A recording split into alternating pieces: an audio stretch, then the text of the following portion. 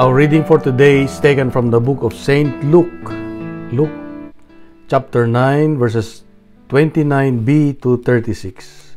Glory to you, O Lord. Jesus took with him Peter and John and James and went up on the mountain to pray. And while he was praying, the appearance of his face changed, and his clothes became dazzling white. Suddenly, they saw two men, Moses and Elijah, talking to him. They appeared in glory and were speaking of his departure, which he was about to accomplish at Jerusalem. Now Peter and his companions were weighed down with sleep. But since they had stayed awake, they saw his glory and the two men who stood with him. Just as they were leaving him, Peter said to Jesus, "Master, it is good for us to be here. Let us make 3 dwellings, one for you, one for Moses, and one for Elijah," not knowing what he said. While he was saying this, a cloud came and overshadowed them, and they were terrified as they entered the cloud. Then from the cloud came a voice that said, "This is my son, my chosen, listen to him." When the voice had spoken, Jesus was found alone, and they kept silent, and in those days told no one any of the things they had seen. My dear brothers and sisters, the gospel of our salvation. Praise to you, Lord Jesus Christ. Bago po tayo po ay manalangin sa ngalan ng Ama at ng Anak at ng Espiritu Santo. Amen. Ama naming banal, maraming salamat po sa muli sa araw na ito na kami po ay tinawag mo. Inihiling po namin na samahan mo kami. Inihiling po namin ang iyong banal na Espiritu Santo ang siyang mangusap sa amin, ang siyang magturo sa amin, ang siyang maggabay sa amin. Sa oras na ito ay ang aming isipan lamang po ay nakakonsentrate sa iyo. Wala na kaming ibang iisipin kundi ikaw lang ang iyong salita at makikinig po kami. Makikinig po kami ng iyong salita. Panginoon, salamat po sa oras na ito. Lahat ng ito ang may aming kahilingan sa iyo sa pamamagitan ng iyong anak na si Jesus, kasama ang Banal Espiritu Santo magpasawalang hanggan. Amen. Sa ngalan ng Ama at ng Anak at ng Espiritu Santo. Amen. Kumusta na po kayong lahat dyan? Malamig pa rin. Lumabas na yung sakura. Mga sakura. Yan. Okay, so ang gospel po natin ngayon ay patungkol sa transfiguration. May tanong, kailan mo naranasan ang hindi maipintang kaligayahan sa buhay mo? Yung tinatawag na parang ultimate happiness. Yung sobrang masaya ka sa buhay. Yung sobrang confident ka na kaya mong gawin ang anumang bagay. Yung bang parang sinasabi mo, wow, heaven na ito. Yan. Yung bang parang nasa taas ka ng mundo, felt on top of the world, sabi nga. Yung parang pakiramdam mo, malapit na malapit ka kay Lord, sa Diyos. At dahil dyan, ay kaya mong harapin anumang pagsubok. Parang sinasabi mo, kaya ko to. Excited ka na gawin ito kahit na walang takot. Yan. Kailan yun? Siguro, bawat isa sa atin ay may mga karanasan. Yan. Siguro, yung iba, nung tayo ay tawag dito, nakapagtapos siguro, nag-graduate. Yung iba siguro, nung tayo ay nanganak. Diba? Yung iba siguro, nung tayo ay nagkatanggap ng visa o kontrata sa trabaho. Siguro yung iba, nung tayo ay nakarating dyan sa Japan. So, may mga pagkakataon na talagang yung hindi mo maipinta yung saya mo sa buhay. At yun yung tinatawag na yung extreme happiness. Ako rin, meron ako hindi makalimutan na extreme happiness ko dyan sa Japan. Yan yung nung ako ay umakyat sa Mount Fuji. Kasi ang pag-akyat ko sa Mount Fuji nun, parang katuwaan lang naming mga magkakatrabaho. tinawag lang ko, ay gusto mong sumama sa weekend, punta, akyat kami sa Mount Fuji. Sabi ko, oh sige. Kala ko namang madali. Ako naman si mayabang. Sumama. Yung pala, na katakot-takot na sakit ng katawan ang abutin mo pag umakyat ka sa Mount Fuji.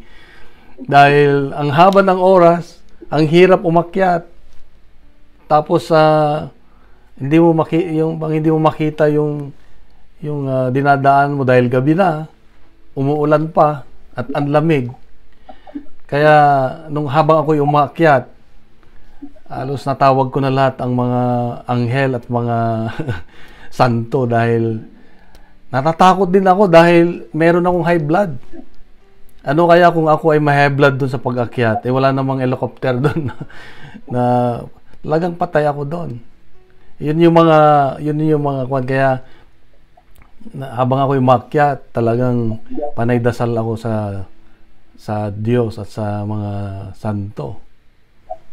Pero nung nakarating ako ng tuktok, yun yung pakiramdam na parang wow heaven. Dahil nawala lahat yung pagod, nawala yung sakit ng katawan dahil napakaganda sa taas ng Mount Fuji. Parang nasa ibabaw ng ulap. Na parang ang lapit-lapit mo kay Lord. Sabi ko, ibang-iba yung experience ko na ito. Para bang tumapang ako na aakyatin ko pa yung ibang bundok. Excited na gawin uli. Pero alam nyo, sa mga extreme na ganitong nararamdaman natin, ito yung tinatawag nating heaven. Heaven na yung experience mo na para bang wala ka nang hahanapin pa. Kasama mo si Lord, nandyan siya. Nung nasa Mount Fuji ako, parang ang lapit-lapit ko kay Lord. Kaya nga ako, nung nasa taas ako, naupo ako ng matagal. Pinapanood ko yung ulap habang lumalabas yung araw. Nagpapasalamat ako sa Diyos. Kinakausap ko si Lord na sabi ko, ang ganda ng experience. Nawa, dito na lang ako. Hindi na mawala yung experience ko na ito. Ganyan. Pero hindi pwede. Kailangang bababa. Bababa pa rin ako. Sa ebanghelyo natin ngayon, ito yung ginawa ni Jesus. Inakyat niya si Peter, James, and John sa taas ng bundok. Bakit sa taas ng bundok? Kasi sa tuwing ang Diyos ay nagbibigay ng revelasyon, gaya ni Moses, na binigay niya yung 10 Commandments, pinakyat niya sa Mount Sinai, sa tuktok, para kausapin. Ganon din si Elijah. Binigyan niya ng instruction dahil siya yung representative ng mga prophets. Si Moses, representative ng mga batas. Doon niya binigyan sila ng revelasyon, ng utos na kailangang makinig sila. Kaya, nung unakyat niya itong tatlo, si James, John, Peter, sa taas ng bundok, sabi, para magdasal, at na-witness nila yung pagbabagong anyo ni Jesus. Nagbago yung kanyang mukha at biglang pumuti yung kanyang damit.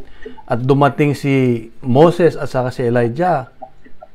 Talagang yung naranasan ng tatlong alagad ay talagang a taste of heaven na tinatawag. Extreme yung bang saya nila. Extreme. Kaya sabi nga ni Peter, wag na tayong umalis, Lord. Itatayo kami ng kubol dito para sa iyo, para sa Elijah, para kay Moses. Parang sinabi ni Peter na gusto niya na doon, wag nang bumaba dahil ang sarap ng pakiramdam. Ito yung tinatawag na a taste of heaven. Ito yung heaven. Ito yung sinalagong sinasabi na see you in heaven. Bakit? Sa ating simbahan, merong definition ng heaven. Ano bang heaven? Sabi niya. Heaven is described as the ultimate fulfillment of human existence, where souls enjoy eternal life in perfect communion with God. Ito, pakinggan nyo. It is a state of supreme happiness. Ang heaven pala, yung hindi lang lugar, kundi yung nararamdaman mo, extreme supreme of happiness. Kung yung hinahanap mo dito sa lupa yung happiness, doon sa heaven ay extreme na, masayang masaya. Kaya nga, ayaw mo pa yon, ayaw mong pumunta doon. Ako gusto ko pumunta doon kasi extreme happiness. Supreme happiness. Supreme happiness. Ito yung pinaka-final goal natin as human being. Kaya nga, ito yung pinag-iigihan natin na marating yung heaven. So, dito, ang heaven, sabi nga ng isang author ng libro sa ating simbahan na kilala, sabi niya, heaven is the Holy Trinity. Pag sinabing heaven, ikaw ay pumapasok sa katauhan ng Diyos Ama, ng Espiritu Santo, at ni Jesus. Ganda, di ba? Ang kingdom of God is yung Holy Trinity. Ikaw ay pumapaloob doon sa katawan mismo ng Diyos. Kasi ang Diyos, Ama, walang mukha. Hindi mo maipipinta. So, ibig sabihin, pumapasok ka doon. Ang Holy Spirit naman ay Espiritu, hindi mo nakikita. So, if you are experiencing heaven, pumapasok ka doon, kasama mo si Jesus.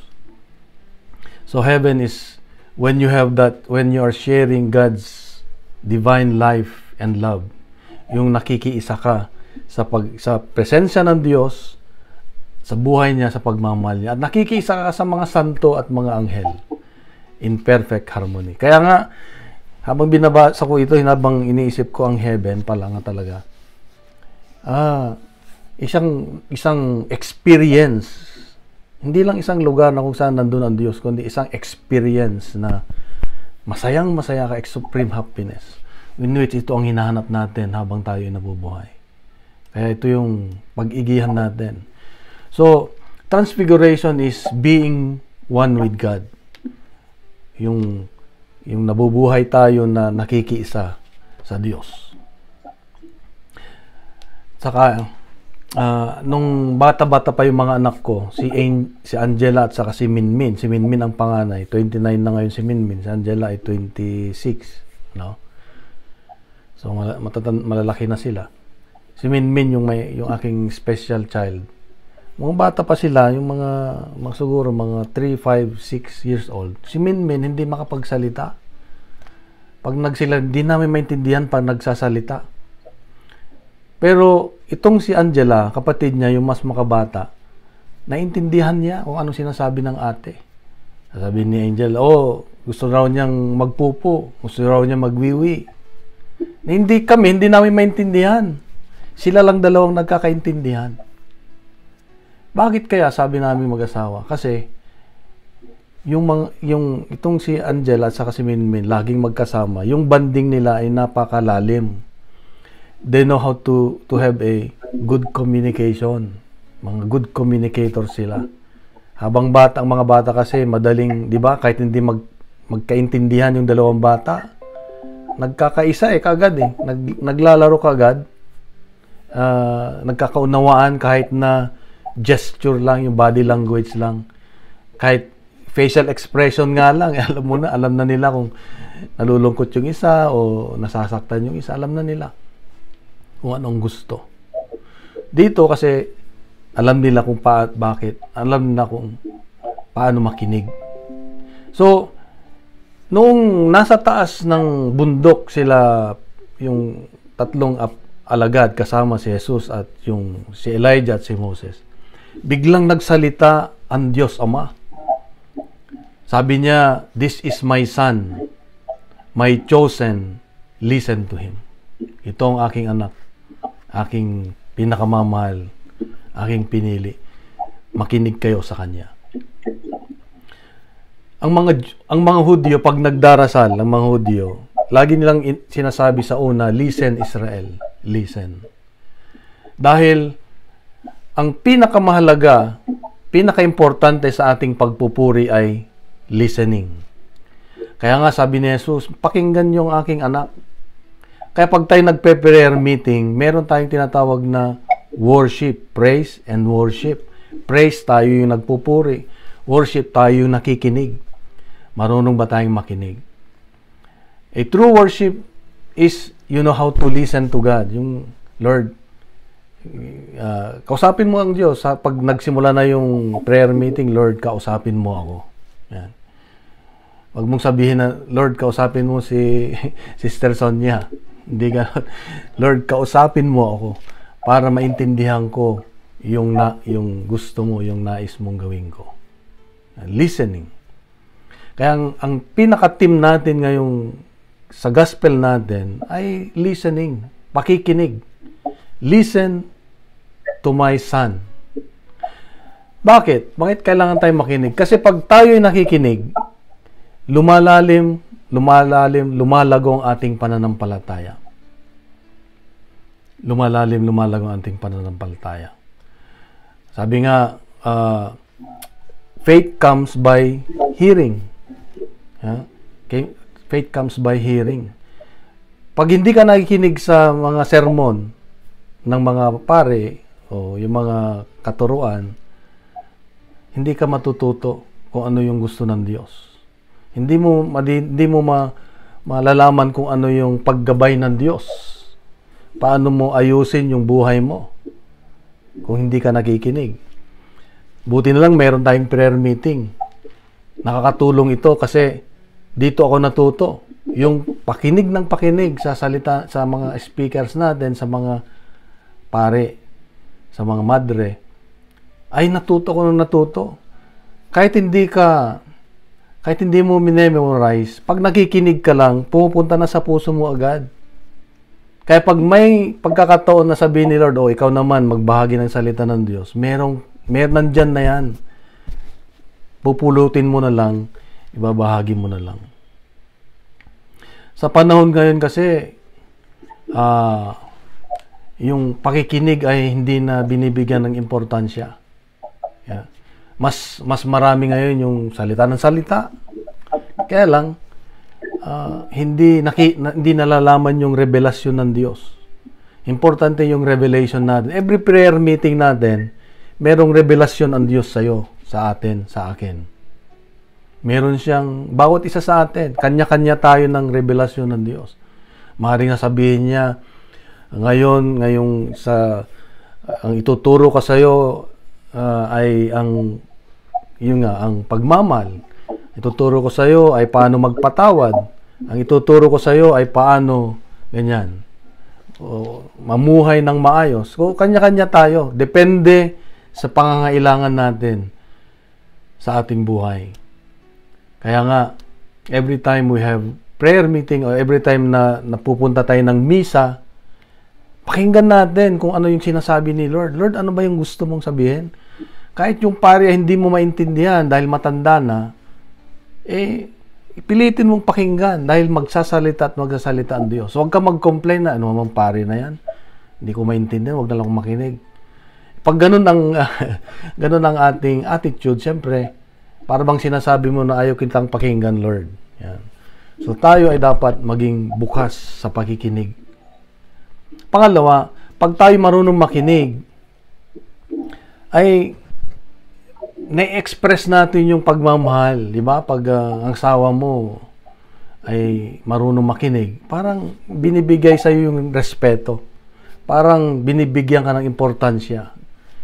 So, when we know how to listen, kahit sa mga anak natin, pag pinapakinggan natin yung mga anak natin, binibigyan natin ng time para marinig sila, then we are expressing our love, yung pagmamahal natin. Listening is very important. Kaya nga, pag nagdo-drawing tayo ng mukha sa isang coupon band, di ba? Yung ulo, may tenga, may ilong, ganyan. Pag tinanggal mo yung ulo, iwan mo na yung tenga, dalawang tenga, pagtabihin mo yung dalawang tenga, hugis puso. Dahil pag nakikinig tayo, nandun ang pagmamahal. Nandun ang pagmamahal. Kaya, ang pakikinig ay napaka-importante sa isang relasyon. Yeah, sa isang relasyon. Pag hindi tayo marunong makinig, gusto natin tayo lang yung salita ng salita. Nasaan yung pagmamahal? Kaya nawawasak yung relasyon dahil yung isa ay hindi na marunong makinig. Pareho na kayong salita ng salita. Mas maganda yung may isa sa atin makinig tapos give and take na tinatawag. Listening is an expression of love. Pangatlo, listening is it gives hope. Pag ikaw ay marunong makinig, ay nabibigyan ka ng pag-asa. Pag nabigyan ka ng pag-asa, nagkakaroon ka ng kapayapaan. Pagkaroon ka ng kapayapaan, doon nagsisimula ang pag-uusap. Doon nagsisimula ang dialogue. Diba? Doon nagsisimula ang magandang samahan. Kikinig ako sa mga news ngayon sa Pilipinas. Alam ko nakikinig din kayo, magulo ngayon, di ba? Wala nang nakikinig. Bawat isa ay bato na kung ano yung kung maka Duterte siya, maka Marcos siya, wala na. Talagang yung away ay matindi. Dahil yung bawat isa ay wala nang time na makinig. Wala nang time na huminahon at makinig. Kaya nawawala yung pag-asa. Parang nawawala ng pag-asa yung bayan natin dahil walang nakikinig. Pero tayo na nasa simbahan, tayo na sumusunod sa Diyos, ang pinaka gawain lang natin ngayon, lalo ngayon sa mga nangyayari sa bayan natin, na ipagdasal na nawa magkaroon ng dialogue, magkaroon ng kapayapaan. Ang bawat isa ay makinig. Bawat isa ay makinig. So, bakit kaya, why we don't listen? Bakit tayo hindi marunong makinig kuminsan? Bakit? Kasi, nagkakaroon tayo ng obsession sa sarili natin. Yung bang, ang pinakamahalaga sa atin ay ang sarili natin. Hindi na mahalaga yung sino yung kapitbahay ko, hindi na mahalaga kung sino yung mahal ko, yung aking kamag-anak. Hindi na mahalaga. Ang mahalaga ay ako. Kaya nga, pag nag-aaway ang mga magkamag-anak, hindi nagkakaintindihan, hindi na naayos. Kasi, bawat isa ay gustong patunayan na sila ang tama. Wala nang makikinig. Wala nang pinakikinggan. At kapag tayo ay hindi na marunong makinig, na-obsess na tayo sa sarili natin, na tayo na ang tama lagi, we don't care with others na. Yung bang wala na akong pakialam sa kanila. Wala akong pakialam sa iyo, parang sinasabi mong ganon. Ayaw kitang pakinggan, di ba? Pag nag-aaway yung dalawang mag-asawa, kung hindi marunong makinig ang isa, ayaw kitang pakinggan, ako ang tama. Ayaw kong pakinggan, ikaw ang tama. Kaya ang nagiging resulta ay nawawasak ang relasyon. So, if we don't listen, we are busy, yung bang busy tayo sa sarili natin. Gusto natin yung nagmamadali lagi. Gusto natin yung pag tumawag tayo sa telepono sa mga mahal natin sa buhay, bilisan nyo kasi may trabaho pa ako. Para bang ayaw mo nang pakinggan. Para bang nagmamadali na. Ibaba na natin kasi meron pa akong gagawin na iba. Yung palag, mamamasyal ka lang. Punta ka lang sa onsen. Minamadali, ayaw mo nang pakinggan yung anak mo na gusto ka rin makausap, gusto rin makinig. Mga magulang mo na namimiss ka. Alam mo, ngayon ko naranasan bilang magulang, yung nakakamiss din pala pag malayo yung anak mo, di ba? Siyempre, pag nanay ka o tatay ka, gustong-gusto mong marinig kumusta na yung anak mo na malayo. Alam niyo yun. Kaya, importante yung pakikinig, paglalaan ng oras. When this Lent season, ang tinuturo ng Diyos sa atin sa Ebanghelyo ngayon ay marunong tayo makinig. Listen to show our love. Listen to increase our faith. Listen to promote peace para may pag-asa. So, balikan natin. So, ito yung pinaka-tema ng ating Ebanghelyo. Balikan natin yung kanina na sabi ko, very extreme happiness yung mga alagad ni Jesus, sila Pedro. At sabi nga, gusto na nila doon sa taas. Ayaw na nilang bumaba. Pero sabi ni Lord, hindi pwede. Babaw ba tayo? Dahil meron pa tayong pagdadaanan na isang bundok. Ito yung bundok ng Kalbaryo. So, ganun din tayo. Hindi pwede na masayang-masaya tayo, extreme yung happiness natin, na gusto na nating doon na lang. Hindi pwede yung ako na gusto ko na lang doon sa Mount Fuji sa taas. Ayaw ko nang bumaba. Hindi pwede yon. Meron pa ring baba, meron pa ring valley na kailangang bumaba doon para tayo ay magmisyon. Yeah. Para ibahagi natin kung ano yung experience natin. Bakit yung extreme happiness na naranasan mo para ibahagi sa iba? Kailangan bumaba ka pa rin kung ano yung naranasan mo nakasama si Lord. Ano ang nakita mo? Diba? Pag tayo binibless ni Lord, thank you, Lord. Kailangan i-share natin kung ano yon.